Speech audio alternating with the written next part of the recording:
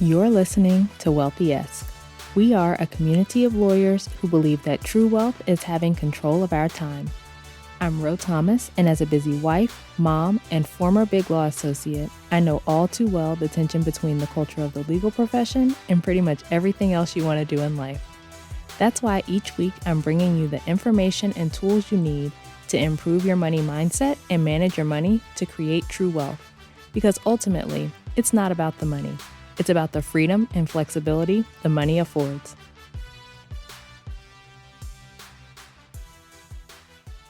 Hey friend, welcome back to the show. I hope you're doing well and having an amazing day so far. Today, we are talking about letting go of the quote, right way to do things or the right decision. As lawyers, we often get really caught up in doing things the right way or wanting to make the right decision, and it often leads to spinning in indecision and not moving forward the way that we could or as quickly as we could if we weren't so worried about doing things, quote, right. I see this all the time with respect to personal finance. So clients will tell me that they haven't taken a step toward a particular goal they have because they want to make sure that they're doing it right. They haven't made a decision because they want to make sure they are making the right one. I was just putting together some coaching for my pop-up Facebook group, the April Money Reset. If you are listening to this in real time in April 2022 and you haven't joined us over there, please get in there. You can head to rothomas.com/reset or just search April Money Reset on Facebook. But at the time I'm working on this episode, we've been talking about budgeting in the group. I do a live coaching call each Monday, and I go through and pull coaching for the topic of the week from clients that I've worked with in the past in case the members of the group don't have anything to discuss on the call. And of course, I do it anonymously, so I'm not sharing names or anything like that, but just sharing with the group how other lawyers have approached the topic and the coaching I gave them. So one example that I pulled for our call on budgeting was a client wanting to reallocate some money for the holidays. So she had already made her budget for December, and she was thinking that she actually wanted to spend a little bit more than she originally planned to spend for Christmas. And she came to the call basically asking my permission, like if it was okay to increase her Christmas spending. So first I told her that she doesn't have to ask permission, right? She is in charge.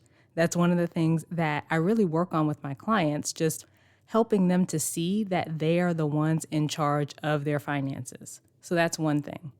But the main thing that's relevant to what we're talking about here is she already knew what she wanted to do. She had even looked at which categories the money would come from to be able to increase the holiday spending. But she was afraid to do it because she wanted to make sure she was doing it right. So she was waiting for approval or permission before she executed her plan. And I asked her what would happen if she didn't do it right. And she said she would be disappointed and she didn't want to, quote, drop the ball in the last 2 weeks of the month because she'd been doing so well to that point. And that statement about dropping the ball, that's really representative of one of the main reasons lawyers want to make sure they're doing things right. It's not so much about doing the right thing or not doing the wrong thing as it is about how you'll treat yourself if you do something, quote, wrong, or that doesn't turn out the way you expected. We can be super hard on ourselves. And I told this client, it's normal to feel disappointed if you don't achieve your goal, right? That just means you're human. But you don't then have to layer on the shame and the judgment and all of that we tend to do on top of it. There is no right way to budget. There's no, right or wrong way to do it. First of all, it was only halfway through the month and she was already anticipating failing and not achieving her goal. But second, even if she did go over budget or overspend for the month or miss the goal or whatever, it would have been nothing more than a data point that she could use in evaluating that month and deciding how she was going to move forward for the next month. Ultimately, though, she ended up completely blowing her goal for that month out of the water, even with increasing her Christmas spending and reallocating money. Like, she completely finished her savings goal for our time together, and she paid off one or two of her student loans. But the thing to remember is that personal finance is personal. There really isn't a right or wrong way to do it. There's only what you decide to do. And then making that decision gives you data to work with for how you want to move forward. So you make a decision, you implement that decision, and then you can see like, oh, I like this, I don't like that, or, I want to do this thing differently, or I want to keep doing what I was doing, whatever it is. But sitting and not making a move because you're waiting for the right thing is only going to keep you from making the progress that you could be making. So thinking that there is a right answer out there and you just don't know what it is, that might leave you feeling confused. You think there's a right answer among a bunch of different choices, and that might make you feel indecisive or even overwhelmed, right? There are so many different decisions. How do I know which one's the right one? You might feel pressure if you're thinking you've got to make the right decision. But none of those emotions will be useful for you in actually deciding whatever it is you're trying to decide. You're likely not going to make a decision from confusion or indecision or overwhelm or pressure. And again, not making a decision leads to you stalling yourself unnecessarily. We put so much weight on making the right decision, often because we're not used to making decisions. So we've talked many times before about how many of us are living life on autopilot, right? We're going with whatever comes our way rather than intentionally making decisions for our lives about what we are and aren't going to do. And if you could let go of the idea of right and wrong and just look at it all as gathering data, like, I'm going to try this and see what happens. Okay, I didn't like the outcome of that. Let me try something else.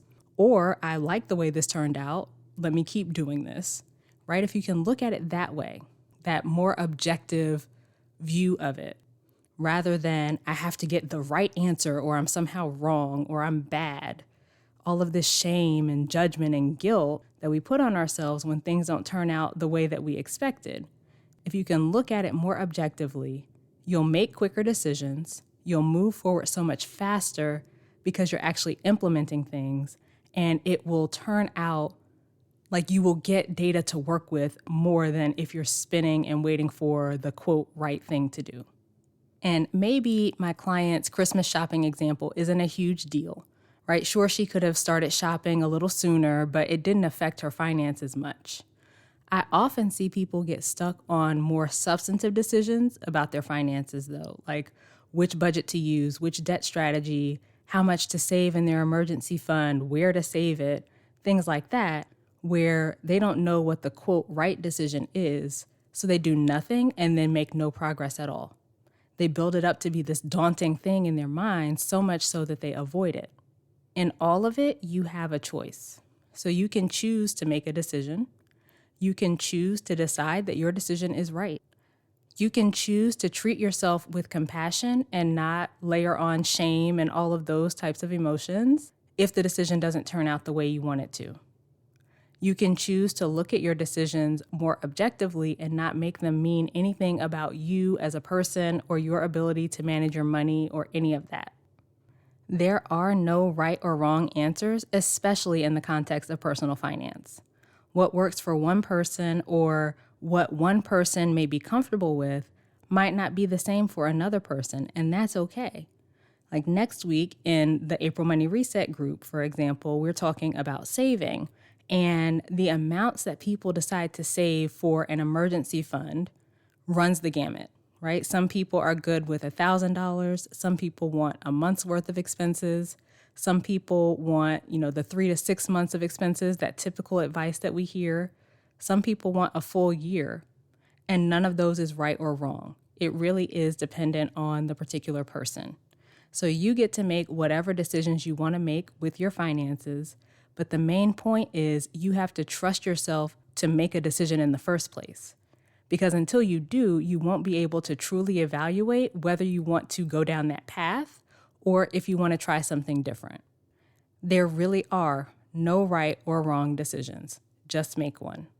And if you are ready to let go of finding the quote right way to do things and learn to start trusting yourself in your decisions with your money, I can help you. So head to rothomas.com/call to schedule your consultation. All right, that's it for this week's episode. Come connect with me over on social media, Ro Thomas on LinkedIn and at I am Ro Thomas on Instagram. Please subscribe to the show and leave a rating and review, which helps more people to find us. And please take a second to share this episode with a friend you think would find it useful.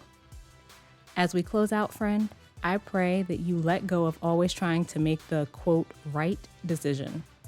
I pray that you learn to trust yourself and implement your decisions to make more progress with your goals faster. And as always, I pray that you continue to take steps to regain control of your time, build wealth, and live the life of freedom and choice you deserve. Talk to you later.